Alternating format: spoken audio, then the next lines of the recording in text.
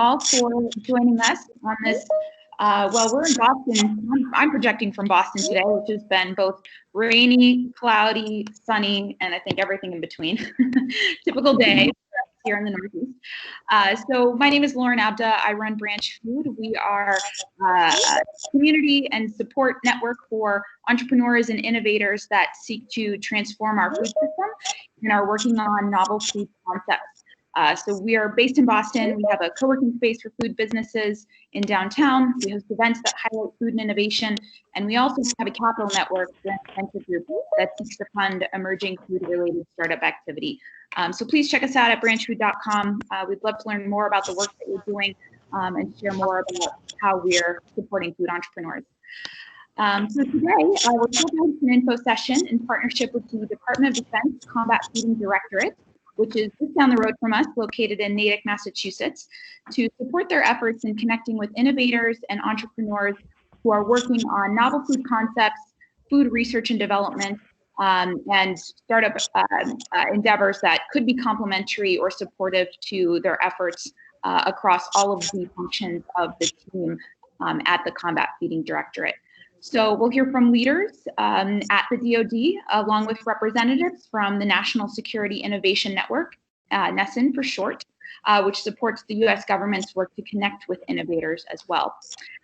So for presenters today, we have Stephen Moody, who is the director of the Department of Defense Combat Feeding Directorate at the U.S. Army Combat Capabilities Development Command Center, which is the Soldier Center, short for CCDC Soldier Center, so I'll be using that terminology going forward. We also have Lori Olesic, team leader in food engineering at the U.S. Army CCDC Soldier Center. We are also welcoming Aaron Stromberg, performance nutrition team lead at the U.S. Army CCDC Soldier Center. We have Josh Magnone, supervisory food technologist at the U.S. Army CCDC Soldier Center.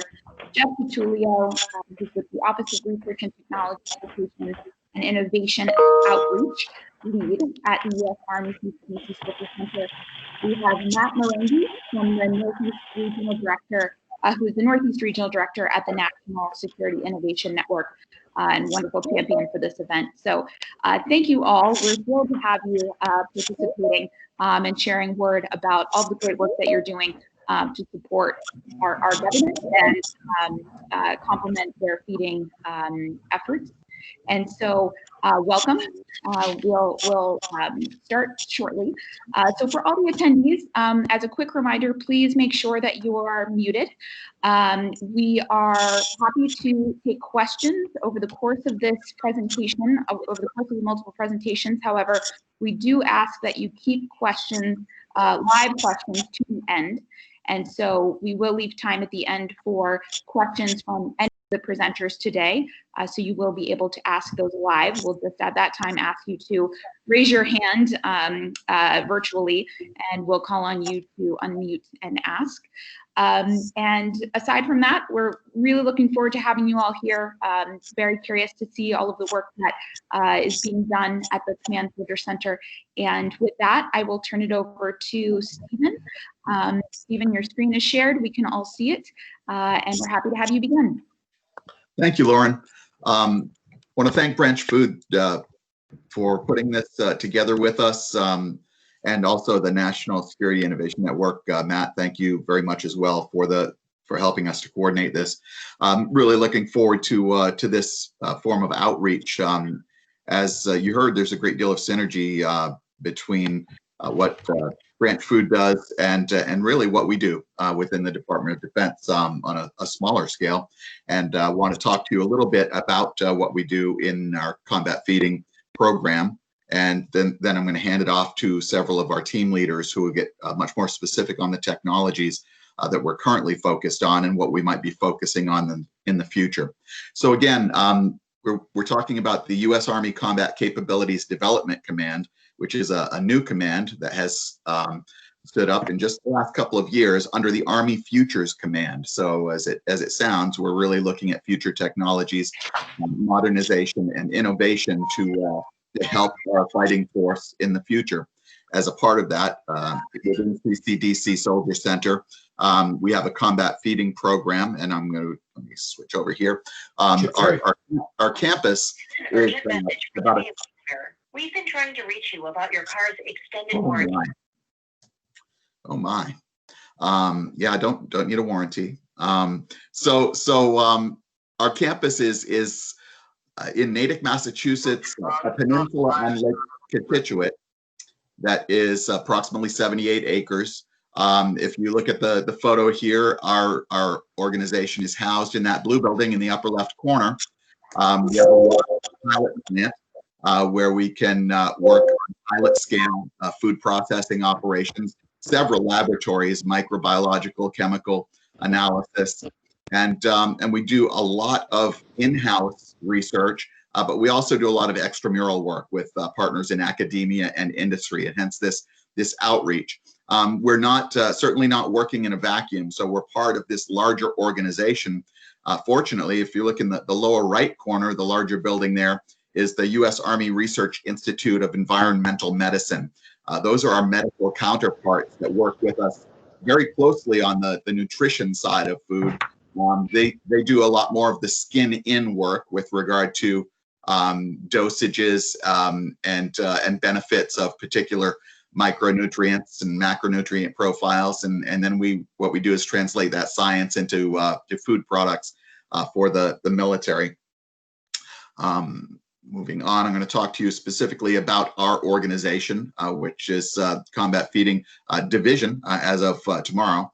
And so our organization is a Department of Defense organization, not just Army. So we have a mandate from the Department of Defense to conduct research and development for all of the services. That's Army, Navy, Air Force, Marine Corps. We even work with NASA. And so what we do is research and development on food, that is combat rations for the military. So feeding soldiers and Marines on the ground halfway across the world is a big part of what we do. And of course, there are certain things that come into play there with regard to a need for shelf stability, robust packaging, and so forth, as well as more recently, and you'll hear much more from Aaron Stomberg on this, using nutrition as what we call a force multiplier. So looking at nutritional interventions to improve a soldier or Marine's performance is very important. We also work food service equipment, so things like hatchable ovens that go into submarines, or programmable appliance systems for the Navy, or ethylene scrubbers for the Navy's refrigeration systems so that they can extend the shelf life of their fruits and vegetables while at sea. And then working for NASA, we do things like irradiation of foods for the International Space Station. We contract out that irradiation on products that we produce in-house. We also produce tube foods for U-2 pilots that are up on the edge of space for them to eat through their pressurized suits. But by far the largest part of our mission, you can see right there in the middle of the screen, is being able to feed large numbers of people in an austere environment that might just be dropped there at any moment, and having to sustain them for a length of time. And more recently, we've been tasked with looking at how can small units operate semi-independently, sometimes for up to 7 days without resupply. And that's been a big challenge for us that I think you'll maybe hear about here with some of our other presentations. The way that we're organized within our organization, I've got about 70 scientists and engineers that work within the organization with a plethora of skill sets, and you can see those on the left-hand side of the screen. Lots of scientists and engineers, and what we do is work together in groups. So on the left side of the screen, we're somewhat stovepiped to some extent within these various disciplines, our functional capabilities, working on nutritional interventions, for instance, working on protection systems to detect intentional or incidental contamination in foods and water, packaging systems, and then reducing weight and cube using food technology, processing, innovative processing, and other technologies to do that. As you move from left to right, those disciplines really come together and integrate themselves, and what we have at the end of the day is typically a composite ration that we can hand off to our soldiers and Marines, airmen, sailors, that will meet one of these capabilities. And these are our current focus areas. Improved performance using, again, nutrition and nutritional interventions to improve performance, recovery, or resilience, looking at specific military stressors and what can we do with nutrition to mitigate those stressors. Looking at soldier protection, again, from incidental or intentional contamination, chemical, biological, radiological contamination. Really, we hear every day about foodborne illness and how that happens in the general public. Really, we need to deal with that, but we also have the threat of intentional contamination. So we've got folks that'll deal with that, and you'll hear some of that from Josh Magnone today. And then optimizing sustainment on a multi-domain battlefield, that really involves that reduction of weight and cube, trying to come up with innovative ways to feed those soldiers and Marines when they're out there on the tip of the spear. And with that, I think that's all that I'm going to share with you with regard to detail, because I know that my team leaders have a lot more detail in store for you. Just know that that really this is our focus. We've got folks that are protecting our nation all over the world, sometimes in the middle of nowhere. And what we want to do is to give them everything that they need to sustain themselves and even to improve their performance. Using nutrition. We don't want it to be a fair fight, and we're doing everything that we can to give them the edge through food. And with that, I will hand it off to my colleagues. Thank you. Thank you, Stephen. Okay, Lori. Okay, can you hear me okay? Yep, can hear you great. All right. Well, hello, everybody. I'm Lori Alexic. Can you see my slides? I'm sorry, I just want to make sure. Yep. Okay, great. I'm Laurie Alexic, and I serve as the team leader of the Food Engineering and Analysis team, which we refer to as FEAT. And I'm really happy to have this opportunity today to provide an overview of my team's mission in the science and technology areas that we research and develop.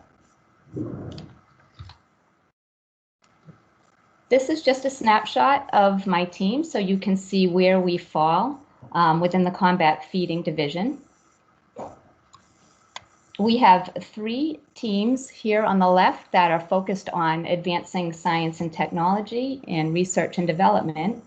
And we feed some of our technologies to the 3 on the right side that are focused on engineering, manufacturing, and development.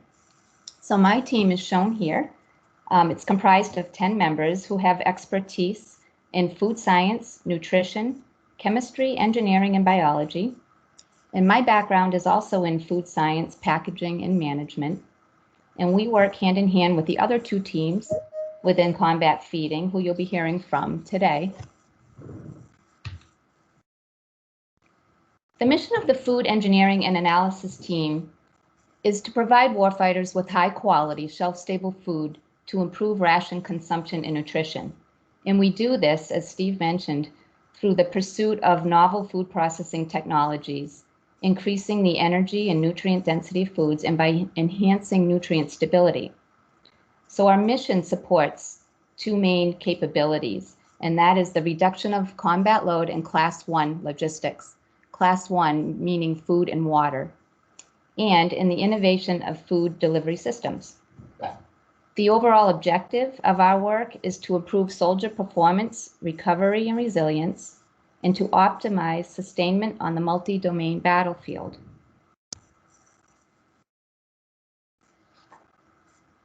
Our work is focused in these 4 main areas. Most of our efforts involve developing new products for the entire platform of military rations, and this includes individual, group, and special purpose rations. Military rations have unique requirements that depend on innovative food science and packaging solutions. For example, what you may not know is that rations have to be shelf stable for 3 years at 80 degrees Fahrenheit. They have to withstand airdrop from 100 feet free fall and 2,500 feet if parachute assisted.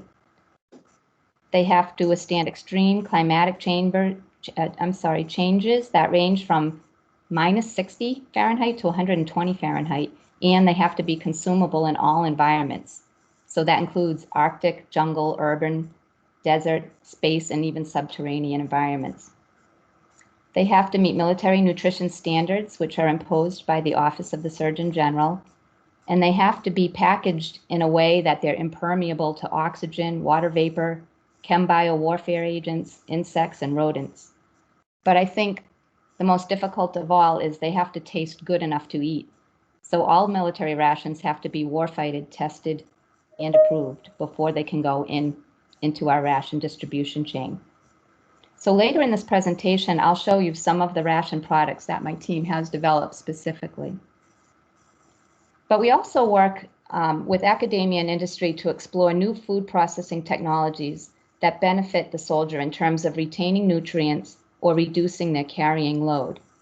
So recently, we've been focusing on drying and compaction technologies, including vacuum microwave drying and ultrasonic agglomeration, which together reduce the weight and volume of food.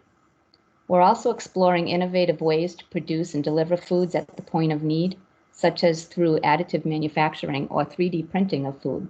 And I'll be showing you some examples of that as well. In terms of food analysis, the team has expertise in all types of food analyses, including chemical, physical, sensory, and nutrient analysis. We have 2 chemistry labs. One of them serves as a nutrient analysis lab, and a food innovation lab where we do some of our most unique product design work. These labs have the instrumentation to analyze virtually every aspect of food, before and after processing, before and after storage, at the beginning of a product shelf life, or at the end of a product shelf life.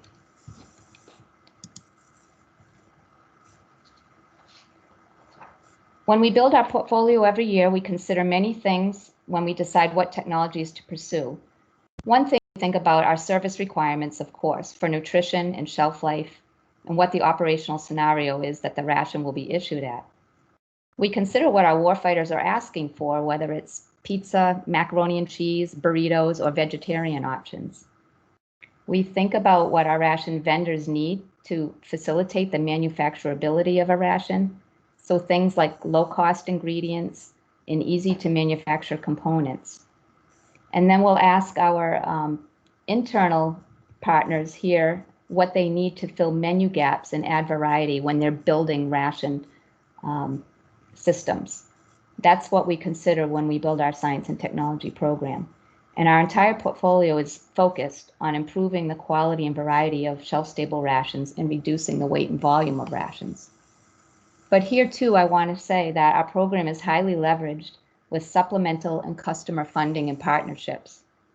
We have multiple small business contracts, USDA grants, and many cooperative research and development agreements with our academic and industrial partners.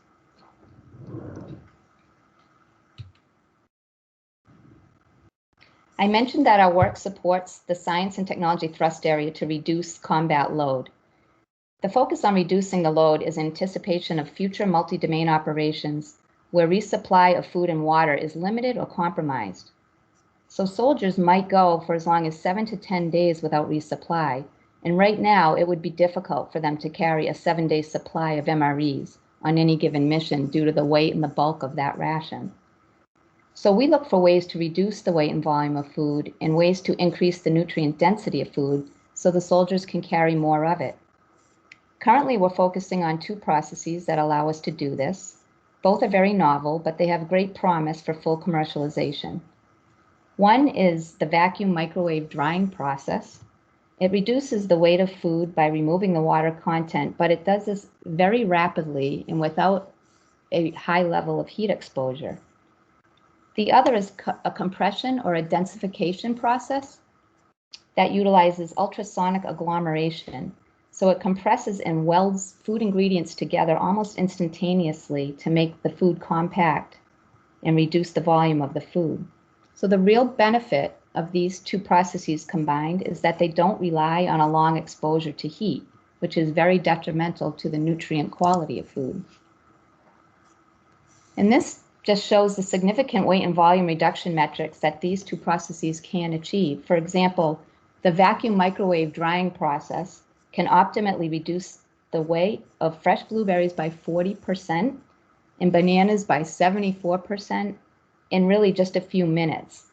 but we could reduce that weight even more if we dried the product longer.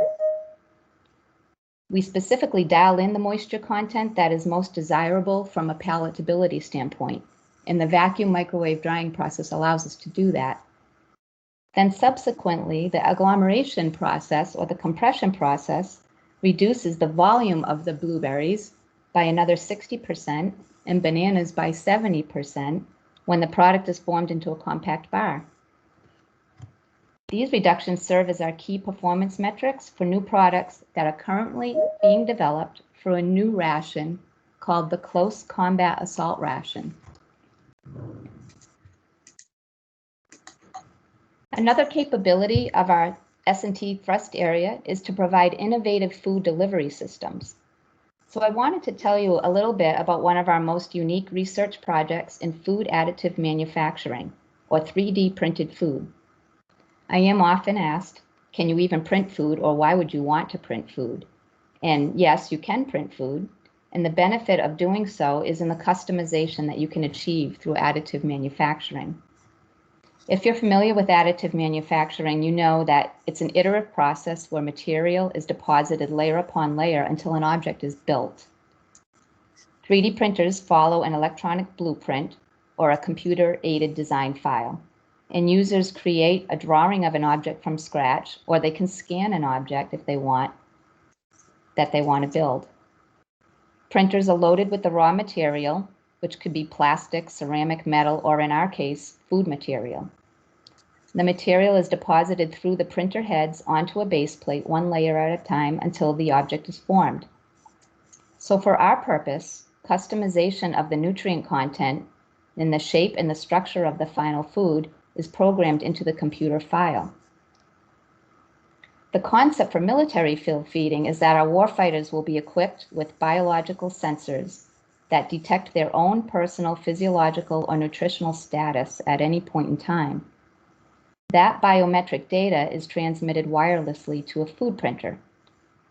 The printer will then produce a ration component that is personalized for that soldier, meeting his or her specific nutritional needs, whether it be more calories, caffeine, electrolytes, or even an allergen-free product.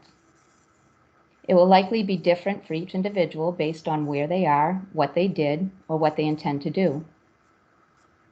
So the MRE is one size fits all. That will remain a standard combat ration.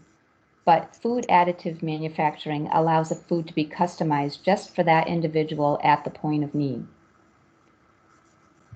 This can probably maximize a soldier's health and, we think, their performance.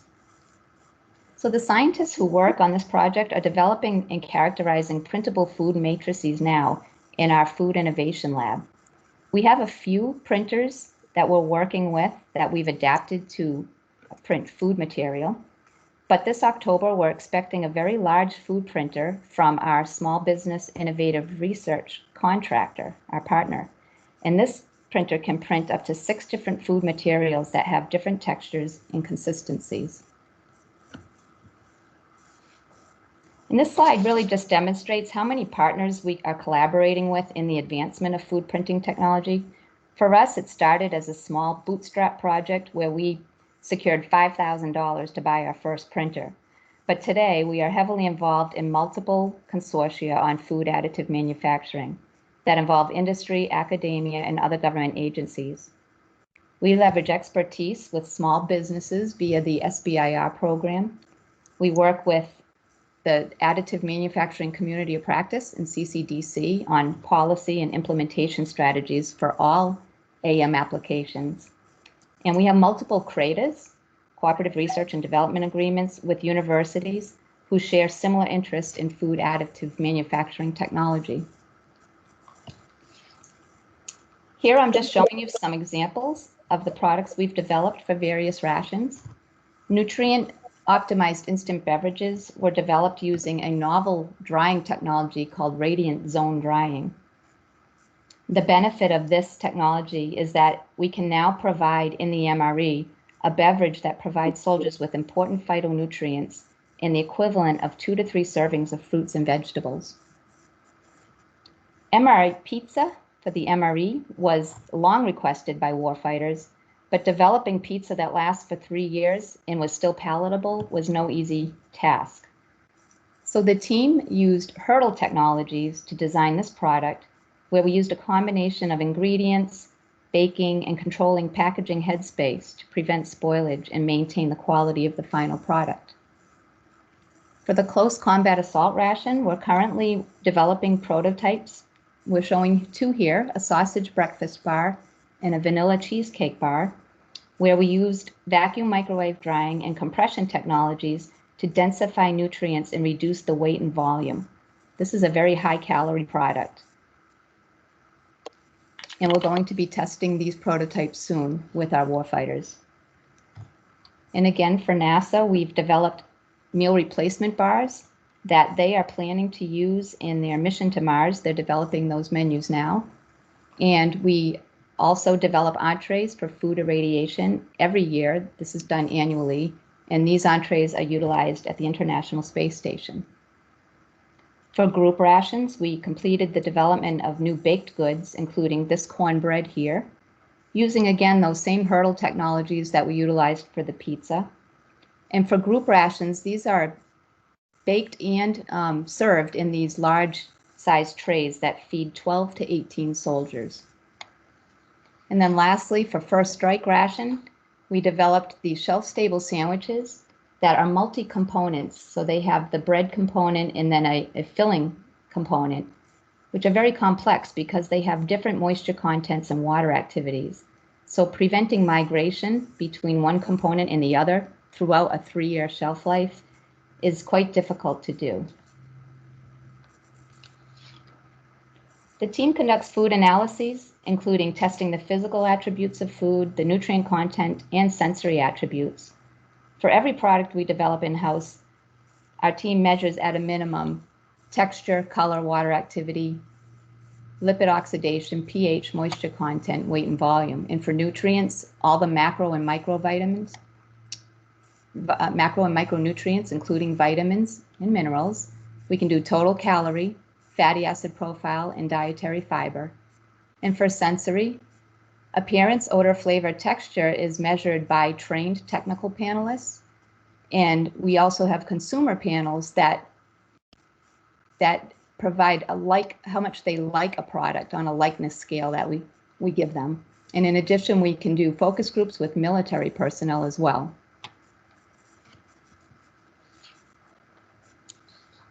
One of our division's newest labs is the Nutrient Analysis Lab, which is now fully operational, and we can analyze every constituent of a food. This is a key benefit to our scientists because as we develop new foods, we can see the impact of the long-term storage or high temperature storage or even cycling temperature storages on the food's nutritional quality.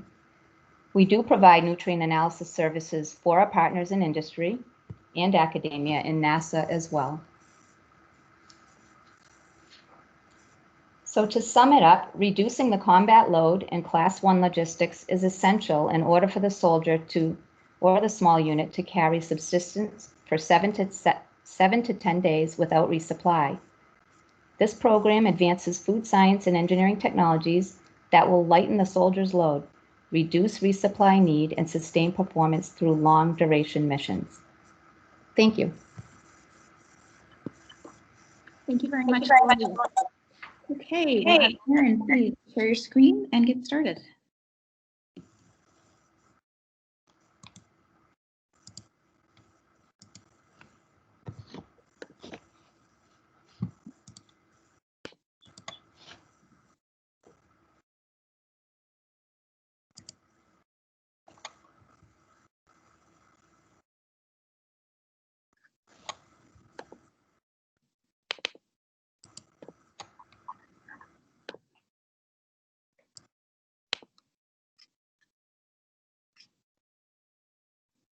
Okay, Erin, are you there? I'm here. Good afternoon. Can you hear me? Yep, and we can see your presentation perfectly. All right, fantastic. All right, well, good afternoon, everyone. I'm Erin Gaffney-Stomberg, the team leader for the Functional Food and Nutritional Intervention team at Combat Feeding. I'm going to share with you some of our team's current projects, talk about our mission, some recent successes we've had, and then share with you our current challenges. Erin, sorry to interrupt. We're hearing a bit of double feedback. I'm hearing the same thing on my side. You may need to mute one of the machines or only use one mic if you're trying to use headphones. Okay, let me just double check. We're good here. I'm not hearing any feedback from that, so. Okay, I'm not hearing it anymore either. So I think we're good. All right, great. All right, so you saw this overview slide of combat feeding from Mr. Moody's overview earlier in today's presentation. For my portion of the presentation, I'm going to be focusing on the thrust area that's managed by my team, that is the nutritional interventions for the warfighter. So our team's mission is to optimize warfighter health and performance through the development of nutritional interventions. Our team capabilities focus around two main areas. So about half of our team has expertise in biology, physiology, or chemistry. And then the other half has expertise in food science and nutrition. And approximately half of the team are composed of registered dietitians wearing multiple hats. In terms of infrastructure, you've heard quite a bit from Ms. Olesic about our pilot plant and the various capabilities we have for food product development. So I won't go into that in much detail in my portion of the presentation today. We also have wet laboratories that include the capability for cell culture, and I'll talk about some of the capabilities that my team has in that area. In terms of products, our team produces products along three main bins or categories, if you will. The first is in vitro cell models. We have models both of intestinal organoids as well as muscle and immune cells. We also produce novel feeding prototypes, and these really are along two lines of effort. So one would be formulating new ration components for insertion into existing ration platforms, but also developing custom nutrition formulations, products that can be tested in human intervention trials along with our medical research partners. And then finally, knowledge products, both in the form of peer-reviewed scientific publications, as well as knowledge products that are for the user community, so service members as well as dietitians. So I'm now going to focus on the next couple of slides on the first two of these product categories.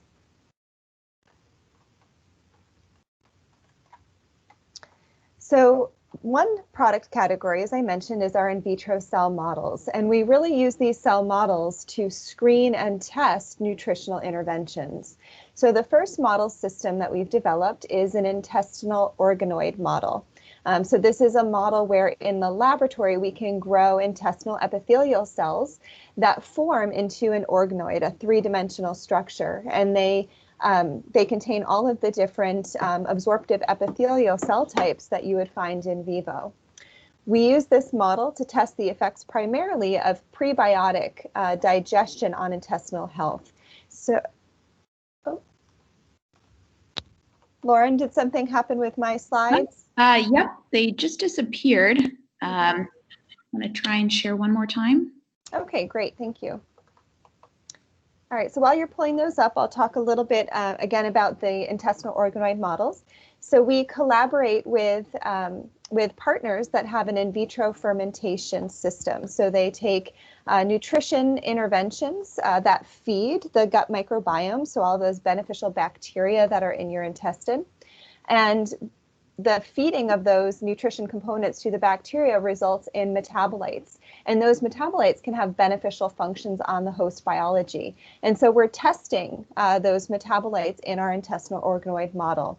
We're also working to co-culture immune cells with that intestinal organoid model in order to just increase the physiological relevance, because we believe that many of the effects of the microbiome on the whole body, on performance, are really mediated through effects on the immune system.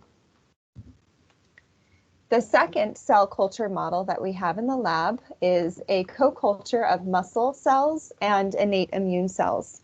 And we collaborate with our collaborators at the UMass Lowell with this model. And we're using the muscle and immune cell co-culture model to to test the effects of polyphenol-containing plant compounds on inflammation and muscle damage. You heard a little bit earlier about the optimized beverage and how getting more plants essentially into the diets of warfighters is of great importance to us. And one of the reasons for that is that many of the plant-containing compounds have anti-inflammatory and antioxidant capability. And so we're testing one of those, that is tart cherry extract, in our muscle cell model to determine whether tart cherry extract could actually reduce the exercise-induced inflammation and improve muscle healing.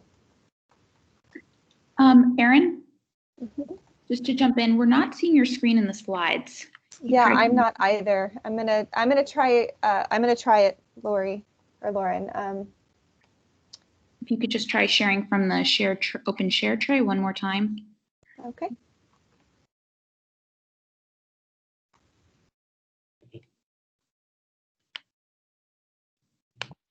Okay, and then I'm going to go ahead and move forward. I see the slides now. Do you see them? Yes, we see them. Thank you. Okay, wonderful. All right, so I'm going to apologize for the technical difficulty for those of you who are listening and watching. I'm just going to move forward to the slide. Okay, here we go. So you should, in front of you, see the muscle and immune cell culture model that I mentioned, again, testing the effects of polyphenols in vitro. The next step for this work is to formulate a food product that contains doses of tart cherry that would be expected to have anti-inflammatory and antioxidant capacity in the human body, and then test that food product in soldiers undergoing militarily relevant, physically strenuous exercise to again determine if in vivo this intervention is effective. On the food product side, as I mentioned, my team works along two main lines of effort. So one of those is similar to Lori's team in that we will formulate products for insertion into existing ration platforms. And then the other is the development of novel nutrition interventions for testing in human clinical studies by our partners. I won't read the entire list on the left of this slide, but you'll see examples of several different nutrients that we've worked with in the past, where we formulated them into food products along with a matched placebo control for testing in a human intervention study. One of the main challenges we face that Lori had already mentioned to you is really the shelf stability for rations. So when we're developing rations, we have to satisfy generally a 3-year shelf life at 80 degrees Fahrenheit. And so the table on the bottom right lists in the first 4 columns are individual rations. These are operational rations that are currently fielded. And then on the right is a performance readiness bar, which is a slightly different ration in that it is designed to be fed during initial entry training. And this is the first 8 to 21 weeks that a civilian becomes trained to be a service member. And so this bar is formulated for use in that time only. But regardless of the different individual rations, that shelf stability is a main challenge for us. For the remainder of my talk, I'm going to focus on the nutritional intervention piece of our team's portfolio. I'm going to talk about a couple of the successes that we've had, our current efforts, and the challenges associated with those. Our main clinical research partner was mentioned by Mr. Moody in his overview, and that is USARIUM. That stands for the U.S. Army Research Institute of Environmental Medicine. The USARIUM's nutrition division is tasked or has the mission to define warfighter nutrient requirements. And so we work hand in hand with them to develop nutrition interventions for testing, as well as to receive knowledge products from their clinical testing to determine what the nutrient composition of the rations should be. There are several examples of some successful products that have come from this partnership, and I'll just touch on 2 of those in this slide. The first is the Performance Readiness Bar, or PRB, and that's that nutrition bar that's offered every day during initial entry training for Army recruits. And this bar is offered as essentially a 4th meal. It's a snack offered after dinner and before hour of sleep. And this is to support the training that's occurring. So musculoskeletal injuries are very common, unfortunately, during initial military training, with the risk of stress fracture being 18 times higher during this period of a service member's life. So this bar is formulated with the correct ratio of carbohydrate to protein to support muscle tissue, and then enhanced with vitamin D and calcium to support bone health. Another success story is the First Strike ration. And you heard from Lori about the pocket sandwich. That is one of the items that's in this ration platform. But we worked with our partners at USARIUM to determine what should be in this ration, what are the nutrient requirements for this eat-on-the-go assault type ration. Some current interventions that are undergoing development, testing, and evaluation really are in two main areas, that is intestinal and immune health or performance and muscle recovery. If you think back to this slide where I listed a variety of compounds that we've worked on with nutritional interventions, there's really three that I'd like to focus on for the remainder of the briefing today. So one is food items or ingredients that affect the microbiome and affect intestinal health. So in this case, we're looking at fiber, in particular soluble fiber, as well as polyphenols, again, those phytonutrients that come from plants. So we developed a fiber and polyphenol containing bar. You can see an example on the right there, as well as a placebo control for our partners at USARIUM to test. In some of their prior research, they found that warfighters exposed to high altitude exhibit an increase in intestinal permeability, meaning that their intestine becomes more leaky. And this is a problem in that it facilitates translocation of bacteria from the intestinal lumen into systemic circulation. It could also cause things like traveler's diarrhea. So we are looking to test this bar, or currently testing it, to determine whether feeding essentially nutrition that it feeds the gut microbiome will result in beneficial metabolites from that bacterial metabolism that then improve the intestinal health. So will this bar improve intestinal permeability? And we are currently doing that study. The second main area is muscle recovery, and there's two different food products that we're working with here. So the first is tart cherry, and I mentioned that with our muscle in vitro model. So we're evaluating whether tart cherry extract can reduce exercise-induced muscle damage, reduce inflammation, improve oxidation status. So far, the results indicate that tart cherry extract does reduce reactive oxygen species production by the immune cells.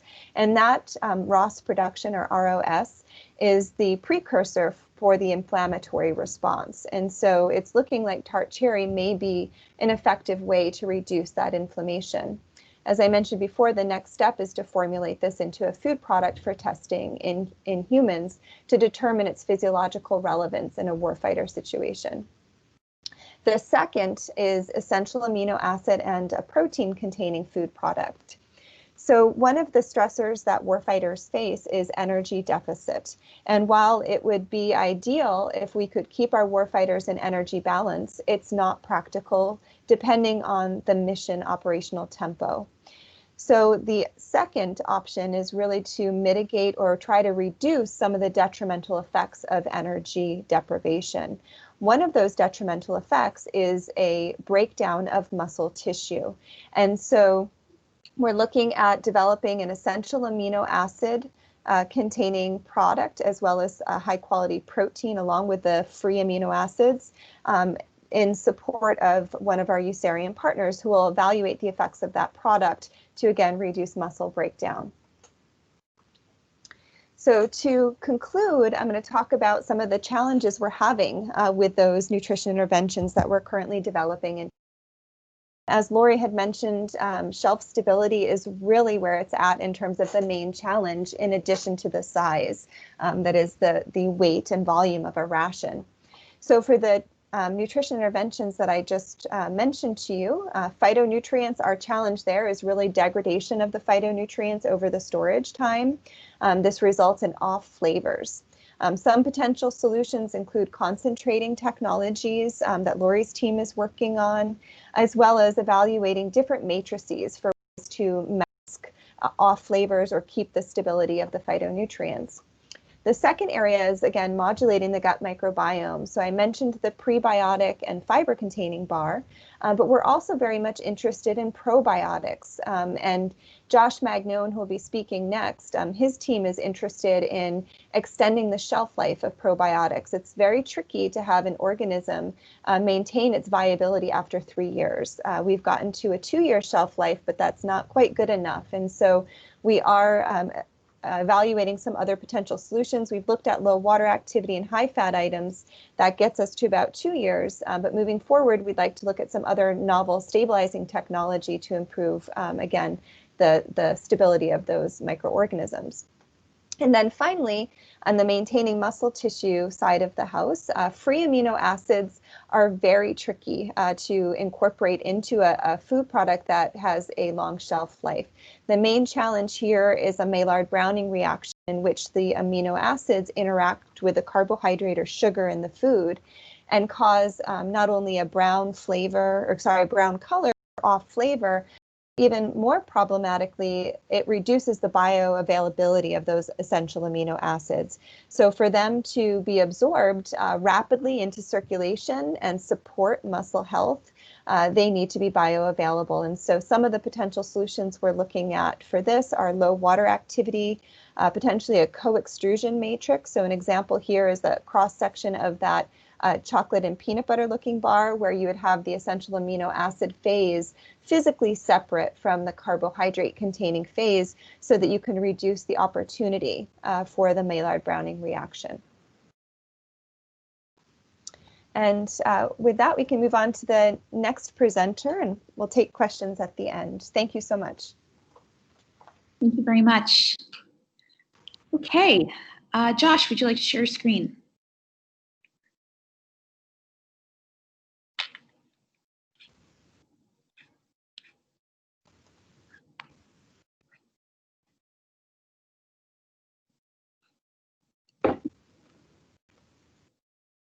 Josh, are you there? Yep, in process. Sorry. Great.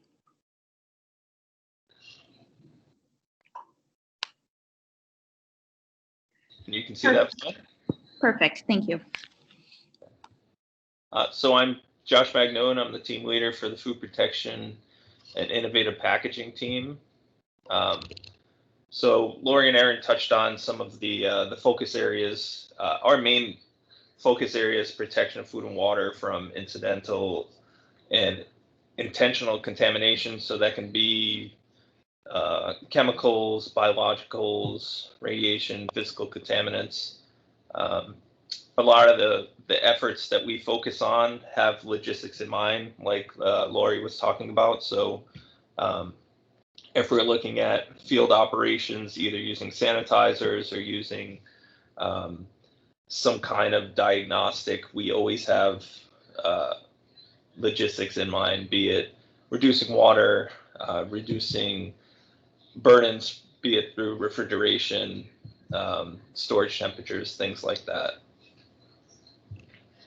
So the main focus of what we're doing is prevention, detection, and elimination of these issues in the field. And I actually have project efforts listed in here, so I will go through the efforts and they'll kind of describe basically what our team does. So we have a mix of biologists, microbiologists, material scientists, and bioengineers on our team. So we're pretty diverse. We work with the other teams in combat feeding and provide microbiological support for any food products that are produced in-house or food products that are shipped in-house and will be using storage studies, taste tests, VIP events. We do all the micro testing on those.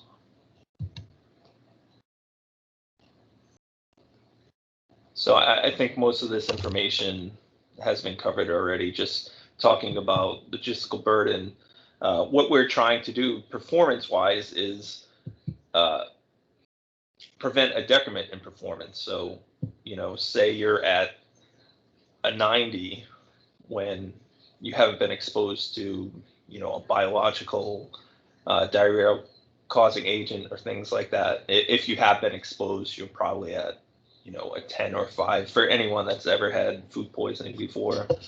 So a lot of our efforts are, basically preventing that from happening.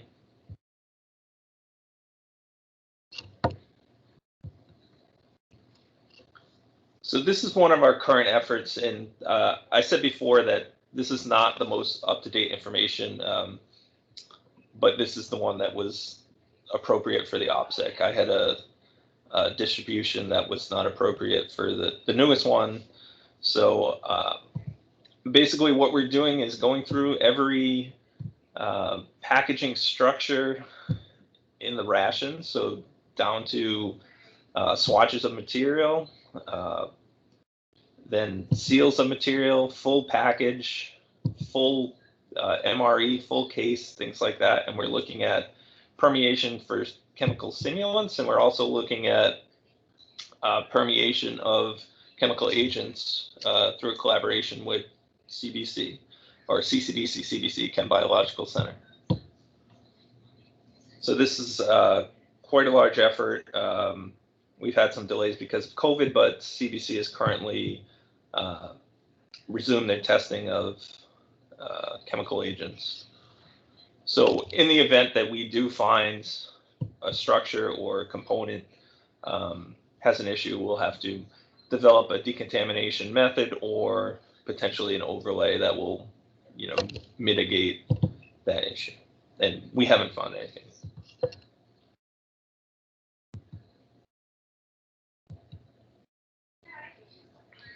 This is actually an effort that ended last year, and we were actually contacted by the Joint Product Manager for Medical Countermeasures Diagnostics.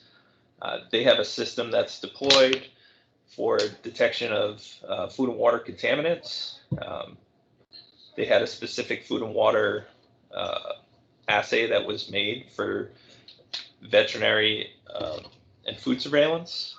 So we worked on the protocol for that, and this is actually a project that supported that, looking at multiple universal enrichment media that are needed for food pathogens, and can we cut that down to 2 or 3 and basically reduce the logistical burden and get enough bacteria to be detected on the system.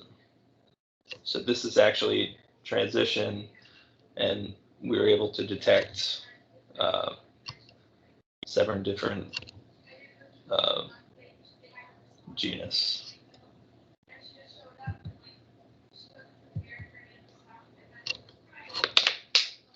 So as you may or may not know, viability is a huge issue in the food industry. DNA, RNA are everywhere in processed foods, so that doesn't really tell you if you have an issue. So we're constantly looking at technologies that will show us, is this a viable microorganism, or is it just remnant DNA, RNA? This effort is a collaboration with CCDC, CBC as well, and we also have kind of a shoot-off at UMass Lowell that's looking at a similar technology.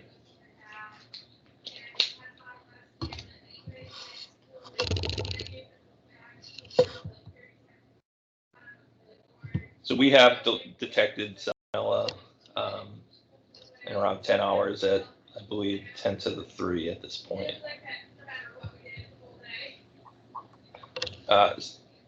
So Aaron had talked about survivability of probiotics.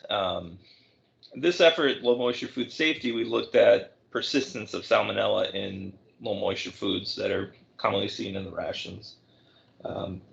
Basically, we prep these salmonella cultures by stressing them, similar to what they may see during processing, and actually put them in, either military specific foods or, similar foods to simulate salmonella in the environment. And they actually were extremely stable and more resistant to cooking in the stable state. So one of the things that we're going to leverage from this effort is, can we apply those stressors and use this for probiotics and get the probiotics into that super stable state as a beneficial. Similar technology, we're looking at bacteriophage as well for treatment of specific pathogen targets in a food. So we've applied those lessons learned from salmonella stability, and we're using that for bacteriophage as well. Hey, Josh? Yeah. Sorry to jump in. We're hearing a little bit of background noise. Curious if that's coming from you. I'm not sure. There's not really anything around me. Okay. Just want to make sure everyone's muted and silenced for the presentation. Thank you. Thanks.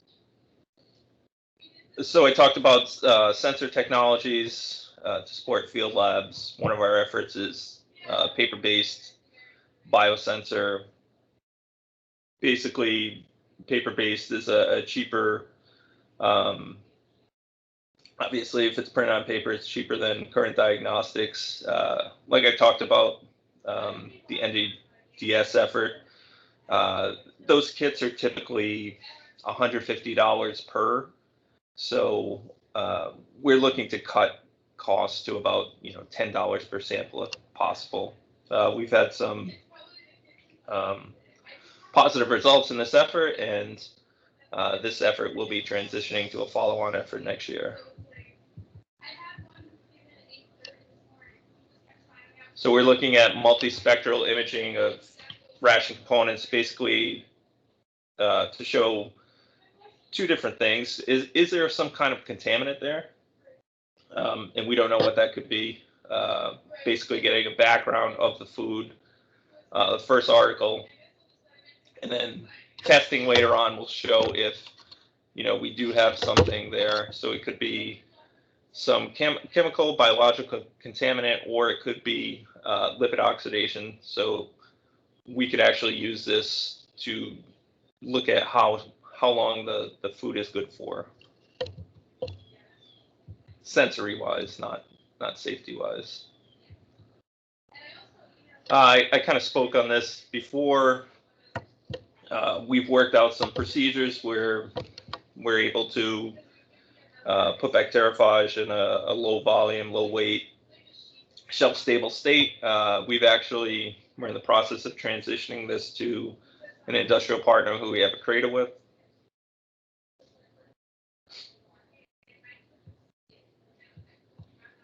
Oops, sorry. SPIR wise, this effort is looking at a single process integrated food and water sampling system where you don't need any supporting equipment. So basically you put your food sample in, everything is done in the instrument. You don't need a stomacher, you don't need any other pipettes or anything like that. We've actually progressed to a phase 2 sequential on this, where they're looking at biological toxins as well as adding chemical contaminant. They've already been able to detect 5 bacteria, virus, and parasites in the system. Not shown on the slides, we have a current effort that's just begun, SPIR, looking at atmospheric water harvesting. So we have 3 contracts for that. And we have a pending Army SPIR looking at portable dry sanitizers. And that is not approved yet, but we should know in a couple weeks if it's approved.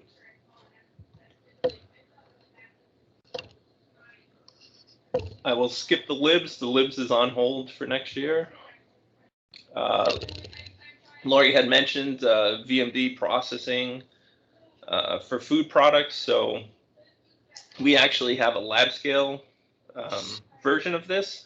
And, you know, there's not a ton of safety data on VMD processing and pathogens. Does it kill the pathogens? It dries the food and puts the cells of the food in a storage state. So do pathogens survive? And also on the other side, can we utilize this system to stabilize probiotics and bacteriophage for positive measures?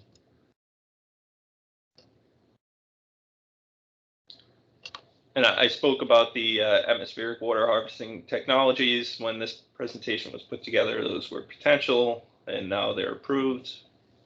And we haven't worked on point of use food and water decontamination yet, but that's also in the pipeline at this point. And that is it for me. Thank you. Okay, thank you very much, Josh. Moving on to Jeff. Jeff DiTullio, if you'd like to share your screen and your presentation at this time, that would be great.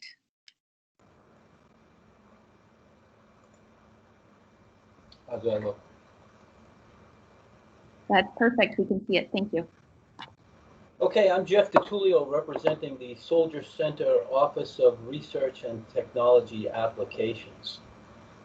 This portion of the presentation is going to be fairly brief, as it's really only intended to expose you to some of the partnering concepts and mechanisms available for collaboration within a government laboratory.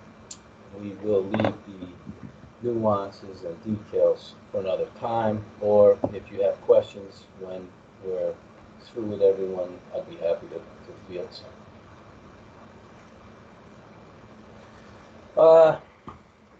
The DoD Technology Transfer Program, which is at the core of each laboratory's Office of Research and Technology Applications, exists for essentially two reasons. Because we have an obligation to facilitate a public benefit from DoD R&D spending as often as possible. We also know that working in a vacuum is often a suboptimal way of doing business, and that collaborating with industry and academia can help us reach our objectives with a better outcome, ahead of schedule, and often at a lower cost. So we try and engage as often as we can. Not every, but it's important for us that we identify a partner that shares our overall objectives and who also realizes that together we can, it's likely that we will be able to reach those objectives better, cheaper, faster.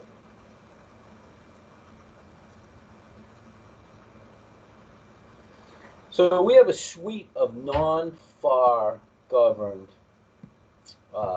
tools in the form of statutory authorizations and regulations that we use to engage with industry and academia. These are present at every government organization that has been formally identified as a laboratory. It is a defined, almost appointment-like designation from within DoD and within the government as a whole. And only laboratories have these, are able to exercise these authorities. And these are some of the most common that we have. A cooperative research and development agreement is a primary vehicle that we use for R&D collaborations with industry or academia. Testing service agreements are a straightforward fee for testing. Patent license agreements, education partnership agreements is a very broad and flexible tool that we use for engaging with academia at all levels. Sometimes it's we've done it with a preschool. We've done it with, and most commonly it's executed between our organization and a university, but it doesn't have to be. It's also it's very flexible, as are all of these things. And there are other aspects to the technology transfer program that provide specific flexibilities for us to engage with the private sector, but these are the most common. So, as I said, a cooperative research and development agreement is a primary vehicle that we use for collaborations with industry and academia. It is somewhat unusual in some folks' eyes who are not familiar with them, in that it is one of the few ways in which the federal government actually takes in funding from its partner, but is not allowed under this authorization to actually extend any funding. No money can be transferred from the government, from the partner, but the partner can pay the government for the privilege of participating in this collaboration. There is no requirement for funding to move in either direction, but it can only come into the government under a CRADA. The upside to that is that because we're working on a non-FAR collaboration where funding's coming in instead of going out, it does provide us with a fair amount of flexibility to do a great many things that perhaps would be difficult or impossible to do without the benefit of the CRADA statute. As I said, although no funding can actually come into the government under a CRADA, we can provide almost any other type of assistance. So we can contribute to this partnership in virtually any other way, in the form of personnel, equipment, in-kind support of various natures. We just can't send any money out. And intellectual property is normally handled in a conventional way. The partner invents it, they own it. If the government invents it, the government owns it. The government, under a CRADA, however, the government does retain a government use license to all intellectual property arising under the CRADA work. And in return for that, the government agrees to negotiate a royalty-bearing license, an exclusive royalty-bearing license with the CRADA partner, and that's part of the agreement itself. It is actually a technology commercialization instrument at its core, but it does provide for a great deal of flexibility in collaborations with the government. Testing services are much more take the form of a much more arm's length transaction. Under 10 U.S.C. 2539B, which is the statute that provides for us to engage in testing service agreements.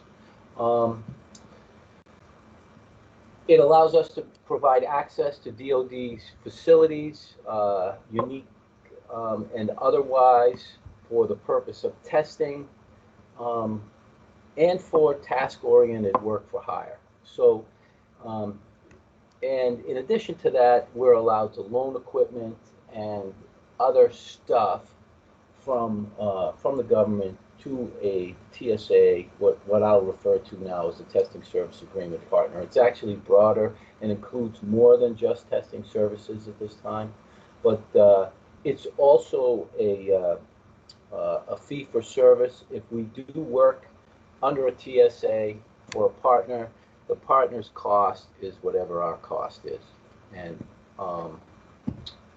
we are also under TSA not allowed to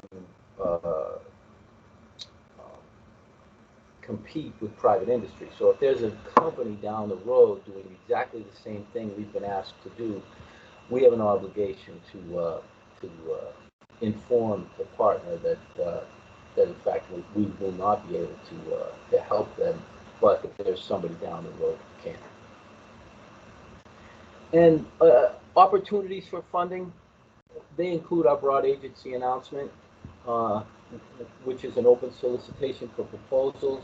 Ours is very friendly, and we encourage people to make a call. There's contact information identified under each topic item. So if you see something of interest to you, we would recommend that you call a subject matter expert or project officer working in that particular area, and so you can find out whether or not what you have in mind is consistent with what the government has in mind, and whether or not there's any funding associated behind a particular topic.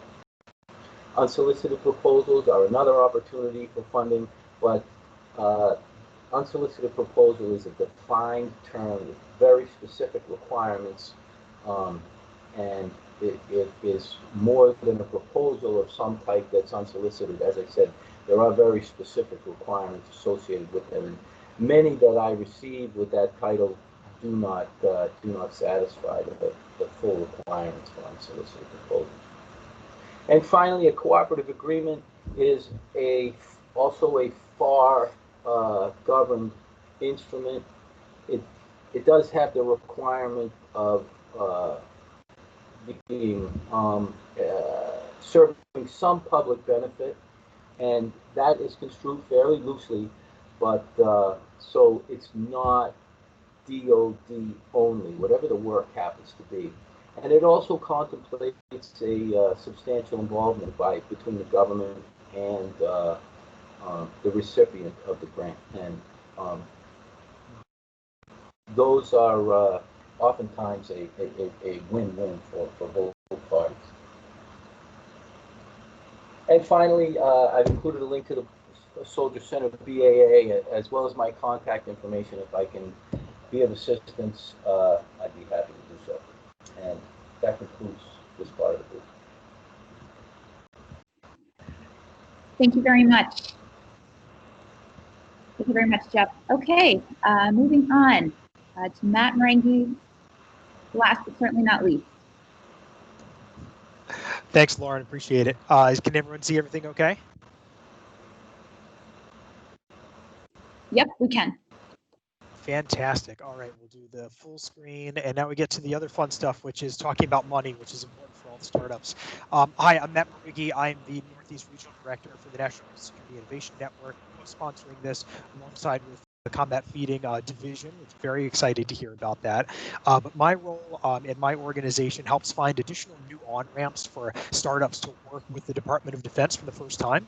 And I wanted to get a chance to talk very briefly, and AJ mentioned this in the chat, about something called the SBIR Open Topic Program. So for those that haven't come across SBIR before, it stands for Small Business Innovation Research. It goes by SBIR most commonly. Sometimes it's called SBIR. But in general, in terms of how the department's leveraging this pot of money, it is the kind of easiest and frankly best on-ramp for startups to tee up their first engagement with the department, explore early stage relationships, and then hopefully secure larger pots of funding down the road.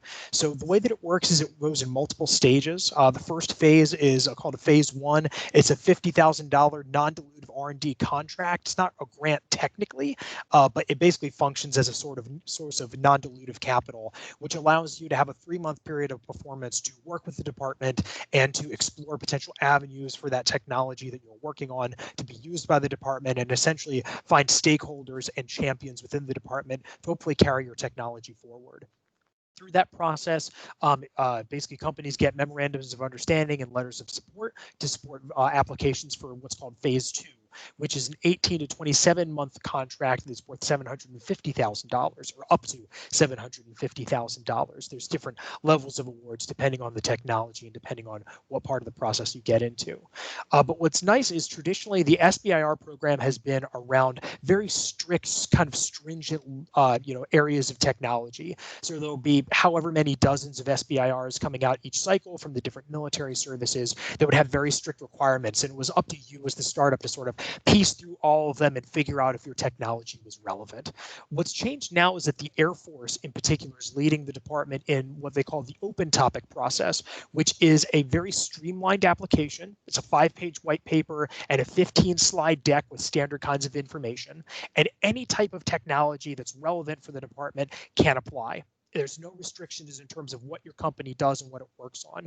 Really, the only restrictions we'll talk about in the next slide are about where you're incorporated and, frankly, how many SBIRs you've applied for in the past. It operates on 3 cycles each year. In fact, we are just the 20.3 cycle just started right now, but the 21.1 cycle, which we'll talk about in a moment, I think is going to be the most relevant for those on the call. So what then comes next if you want to apply for this source of non-dilutive capital? So the 21.1 SBIR cycle is definitely going to be the best place to start, primarily because we're in discussions right now between NSIN and the Combat Feeding Division to get them to participate as technical evaluators for the Air Force's Open Topic program coming up for the next cycle. It starts they call it the pre-release is on 24 November. So actually there's plenty of time to sort of gear up and get your information ready for that cycle. There's detailed information at that first link. There's a group called AFWERX, AFWERX, which is sort of the SBIR shop that is kind of running the Open Topic program. There's a couple of restrictions, primarily that your primary place of business has to be in the United States and that 50% of the company is U.S. owned. You also need to do a bunch of unfortunate, standard kind of government administrative work in terms of registering for a DUNS number, getting into the SAM, getting a cage code. So basically the department can track who you are compared to the other thousands of companies that normally work with the DoD. But on the right, I think, is the real meat of what you want to be paying attention to. So on 24 November, the applications will open to pre-release, and on 6 January, they will formally open, but you can start looking for information around that November timeline. The applications will close in February, and then the bulk of the work then that would happen for that first $50,000 3-month phase would be happening then between mid-April and mid-June. So mark your calendars for 24 November. Take a look at the AFWERX website to get some additional information. And if you have any other questions in general about how the Open Topic program works or what the benefits are of working with DoD, whether it's the large, obviously, consumer base that it represents, or the interesting novel ways that you can apply your technology in a really cool setting for a national security and a national service kind of bent, feel free to contact me. I cover down on all the states in New England, and I'm very happy to take any questions as part of the end of this process. Thank you very much, Matt, for going through that so quickly and comprehensively. Okay, cool. So we're going to switch to Q&A.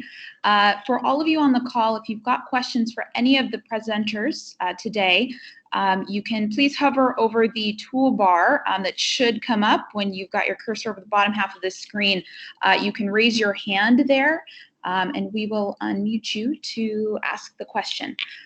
So do any questions out there for folks that are interested to learn more that haven't already been asked in the chat?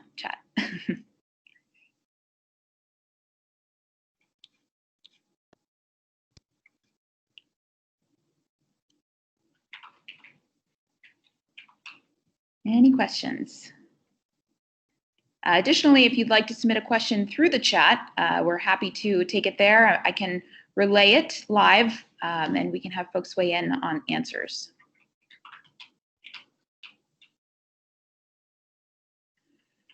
Okay, Nico, happy to have you ask the question. Please feel free. Yeah, actually, it's a very simple question. I'm wondering if the contact details for the presenters today could be published or shared, and if we could have any follow-up individually if we're interested in that specific area. Absolutely. Great question, and thank you. I know there was some back and forth about that in the chat. So we will be following up with an email containing a recording of this presentation. In addition, more information about how to reach out to the presenters that gave more information on today's call for any of you that are interested to learn more about various aspects of what they're doing or understand if the work that you're doing could complement their efforts in various ways.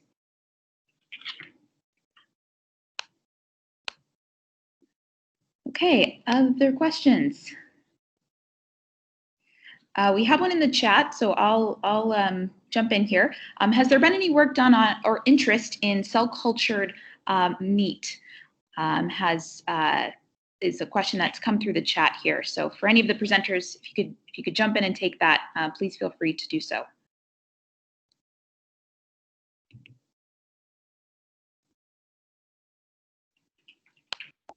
Yeah, Steve Moody here. I'll touch on that just a bit. So within our current portfolio, that is not within any of our research that's ongoing, and it's not in any of our short-term planned research in our portfolio. It's a very interesting technology. Synthetic biology is something that is of great interest to the DoD, and I can see where this probably in the future would be on our radar with regard to strategic priorities. Maybe not in the next 5 to 10 years, but beyond that, it certainly may be. Also, on some of those very innovative, cutting-edge type technologies that are not that have not proliferated into the public sector, what we've found in the last few decades is that we really can't afford anything that's military unique. So we're really not first to market with many things unless we absolutely have to be, because there's a very high cost to pay with regard to military unique products. Thank you. One thing to add on to that is military adjacent, because there is a connection with the Office of the Secretary of Defense's manufacturing initiatives, is Biofab USA, which is based out of Manchester, New Hampshire. It's in the National Manufacturing Institute that works on cell cultures. Traditionally, people have looked at and have talked about them in terms of their work in the medicine sector, in terms of using cell cultures to grow artificial organs and whatnot. But they actually do have a cell cultured meat practice as well. So definitely recommend reaching out to them too, because they're pretty well networked in this sector, and they are DoD adjacent. So they may be dealing with some of that early stage adoption by the department. Great, thank you. Next question coming through the chat. Are you doing any development now of low inflammatory baked goods for autoimmune conscious military personnel? Whoever who would like to take that.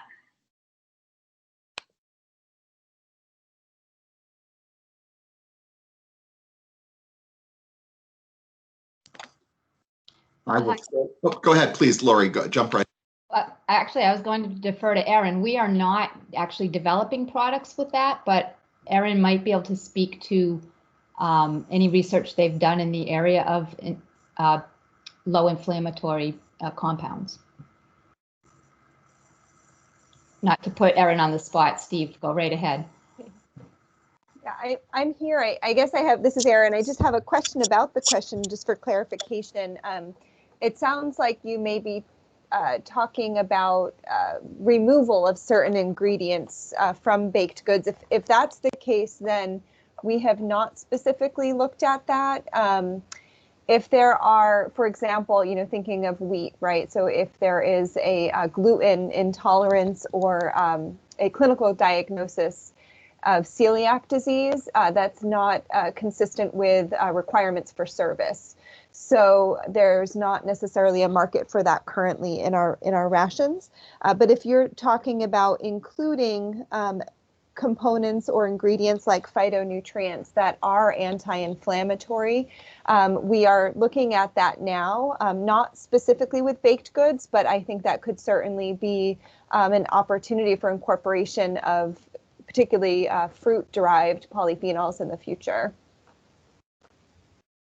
So if that didn't answer your question, please feel free to follow on in the chat with an additional question or comment.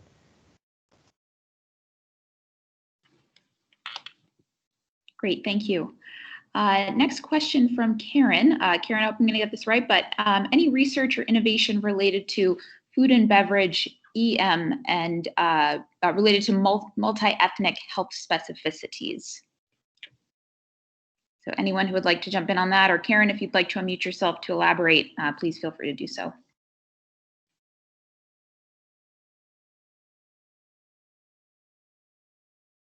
Me? Yep. Hi, Karen. Okay. Hi. So EM meaning environmental medicine, just tied to, specifics related to diversity around, soldiers. And I know you're doing personalized medicine embedded in all that you are doing, but wonder if you're dealing with specific multi-ethnic research, if that makes sense, around yeah, how foods are affecting diverse stakeholders from different cultures and ethnicities, if that makes sense.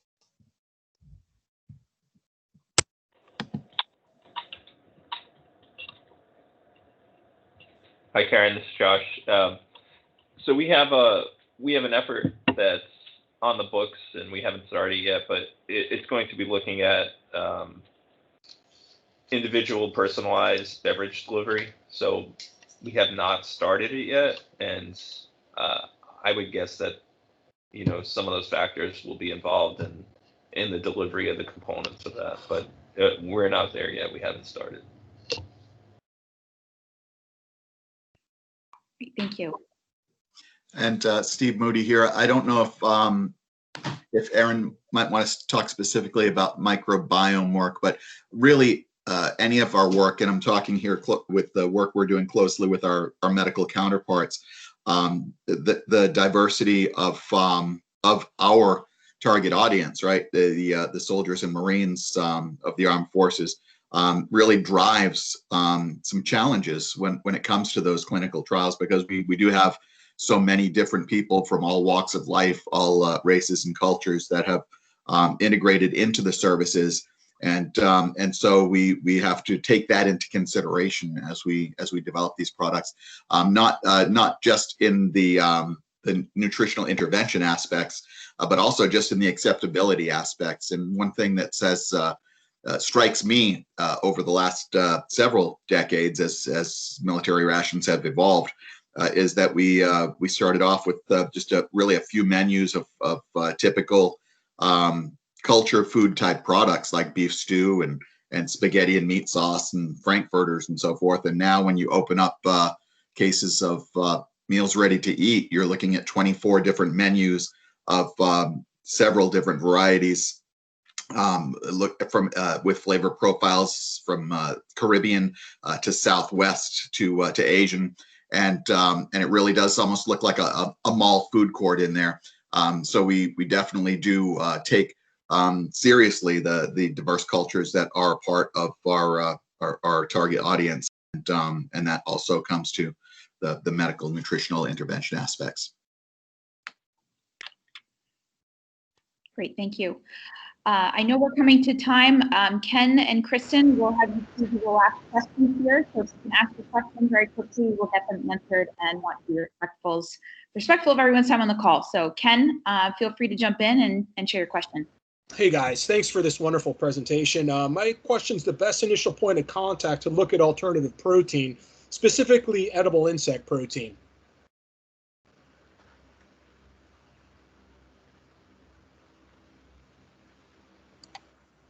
Hi, Ken. This is Laurie Oleksic. We have done some preliminary research on insect proteins and other alternative proteins. There is a chemist on my team who has some background experience with that. So when you receive our contact information, feel free to reach out and we can discuss it. Thank you. Okay, and Kristen, please feel free to unmute yourself and jump in. Hi, everyone. Thanks for hanging on the line here for a few extra minutes. I was curious, what systems are you using for managing recipe R&D and menu planning? Are there any softwares that you're using at the moment?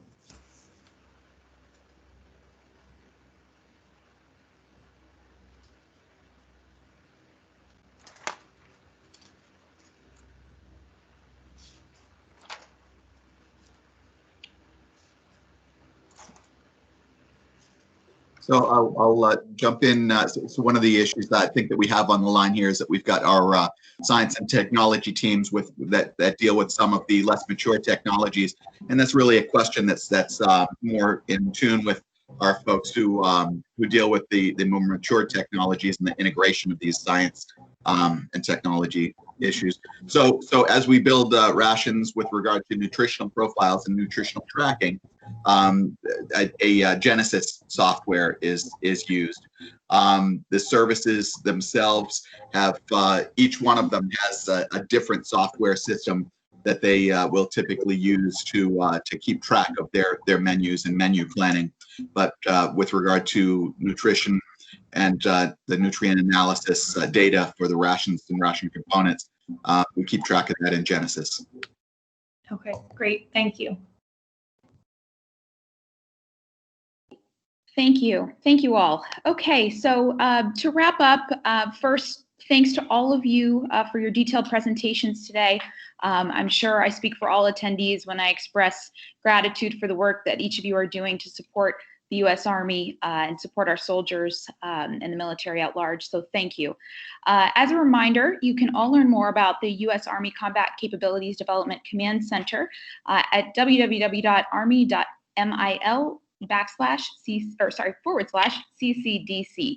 But if you just use Google, I'm sure you can find lots more information, and especially also about NSIN and the information that Matt covered about how to interface as innovators with government entity. As a follow-up, also all information can be directed to Jeff DiTullio, again at the Office of Research and Technology Applications, who is their innovation lead, innovation and outreach lead. He can be reached at jeffrey.c.ditulio.civ@mail.mil. So Jeff, if you don't mind, I'm going to drop your contact information in the chat here so folks can follow up directly and share more about the work that they're doing and see how it can interface with the work that all of you are doing. Additionally, we will be making, as mentioned before, the presentation available to all of you in a follow-up email, which will contain this information, any information as well that can help direct you to specific people that had presented today, and more information about the work of the team that presented. And as a reminder, please sign up for the Branch Food newsletter to hear about all future events and resources that we're building as well for food entrepreneurs and innovators. We have an upcoming conference, Food Edge, which is probably our next largest event, where we'll be highlighting a lot of the work coming out of the New England area, much of which is represented by folks that are on the call today. So thank you for tuning in. Thank you to all of our presenters once again. And we really appreciate the work that you're doing. As well, thank you to our attendees who are interested to apply their novel research and innovation to the sector of our food system. So we appreciate you all. Thank you for joining us this afternoon. We will be in touch with more information, and have a wonderful day.